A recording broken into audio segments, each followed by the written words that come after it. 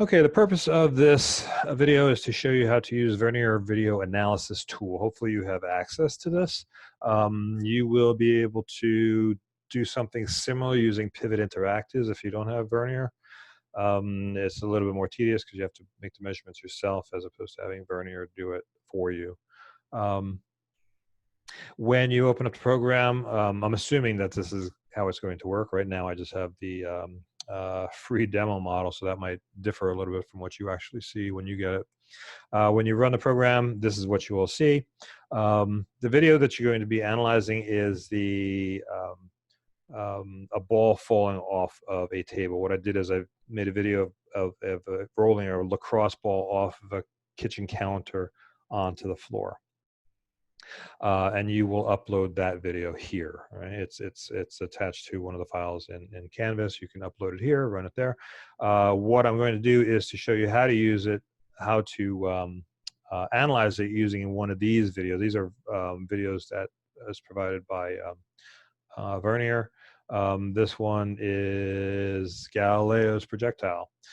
Same idea. If I run it, you see the ball rolling off the table, or rolling off of an inclined plane ramp, set at 0 degrees, and it rolls onto the floor. You have a meter stick here for reference.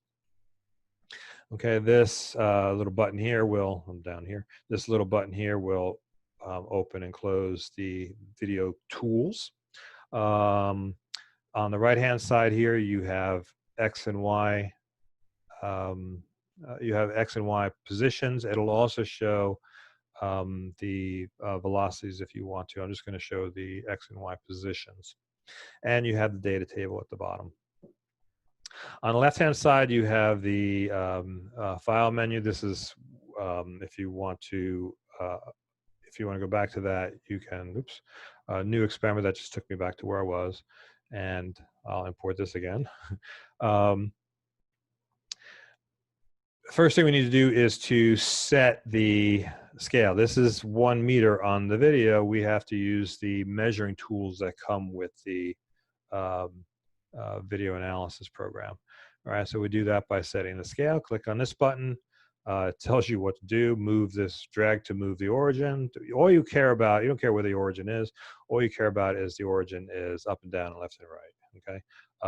If you had a mass on an inclined plane, you can rotate, the x-axis along the plane, and the y-axis would be in the normal direction, normal to the plane. But here you have up and down, left and right. This is your measuring tool, right? We grab one side, put it to the bottom of the meter stick, move this to the top of the meter stick, move this out of the way so we don't see it. Let me move it up to the top. We don't see it. Even better. Oops. Let's get up there and stay. All right. You can zoom in a bit to make it a where'd it go? You can zoom in a bit to make it a better. Stop it. You can zoom in a little bit to make a better measurement. Ooh, I actually did a good job there at the top, and at the bottom we can improve that a little bit by just dragging down. Okay, and then go back to the way we were. If this, now it's assuming that the device that you put there is 1 meter. It's assuming it because they're the ones that made the video. So they would, if you had something other, if you had a yardstick, you'd put 1 yard.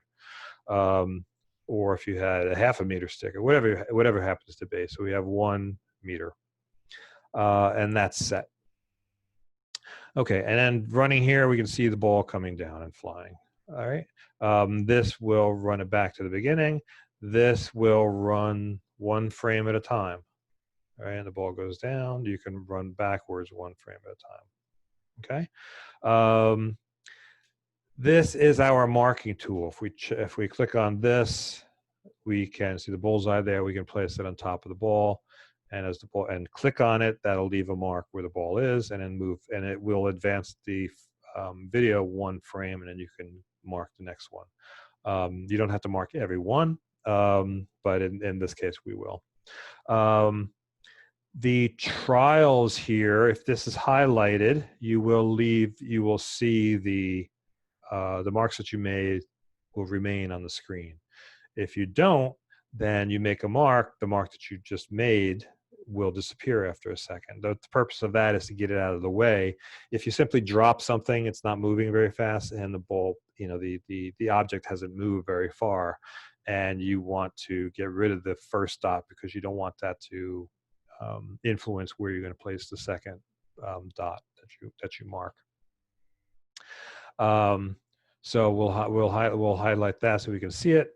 Let's see. Let's get it to this position here. It's still in contact with the ramp. It's still in contact with the ramp there. Here, it's finally in free fall. Okay, so we'll click on this and we'll mark that position. And as you see, it advances 1 frame, so we can mark that one also. You can also expand the scale. Like I can expand the scale here to see better, right? And you will, for my purposes here, it doesn't make any difference.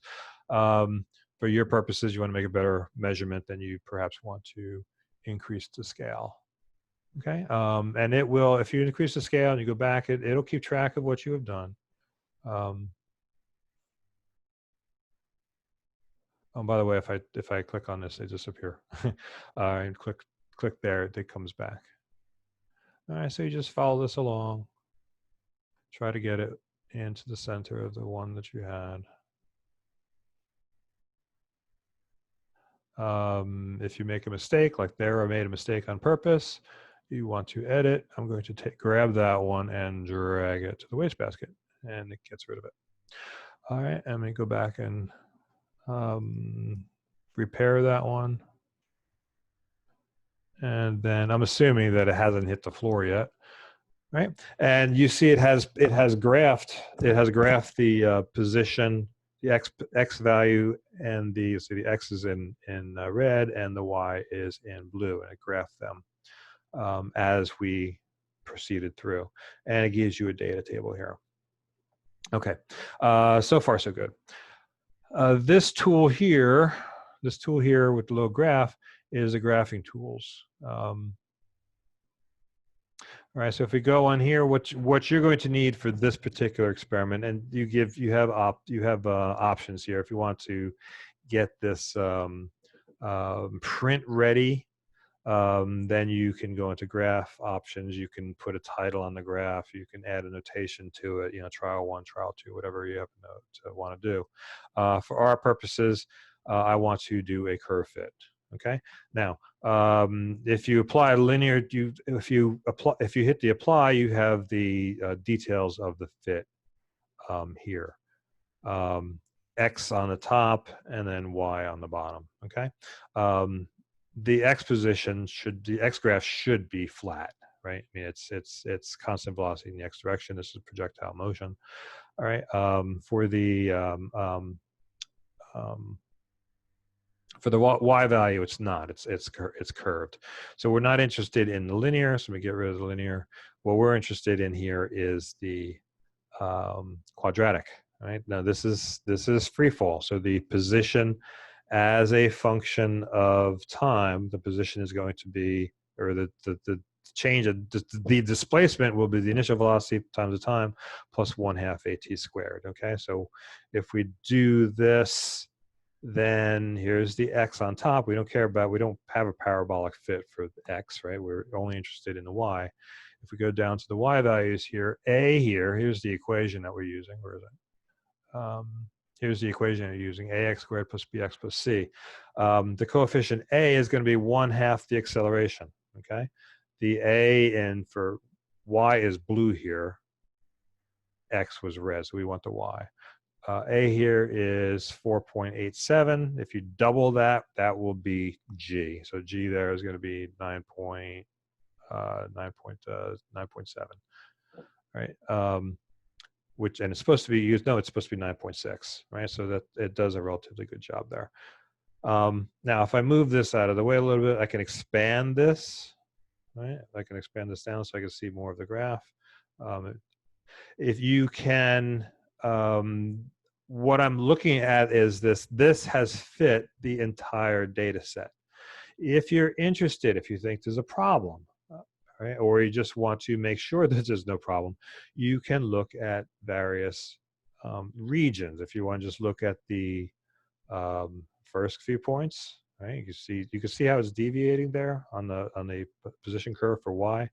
All right, so it's, you know, at the fewer points, the less sure you are what's going on. But if you just were interested in the first 3 points, this would be the information for the first 3. Just based off the first 3, the acceleration g would be 22 if you double the a there, right? So that would, you know, it's indicating that something perhaps was not measured particularly well. But you can do you know, within regions. Let's just say this region here is between 0.2 and 0.3. That's somewhere over here. So this region here by itself gives us 9.8, 9.9 actually. Okay, so you have the option of doing the entire data set or chunks. Okay, so you don't have to redo the experiment each time. You have the data for all of them. You can now zero in on the particular part of the data that you're interested in.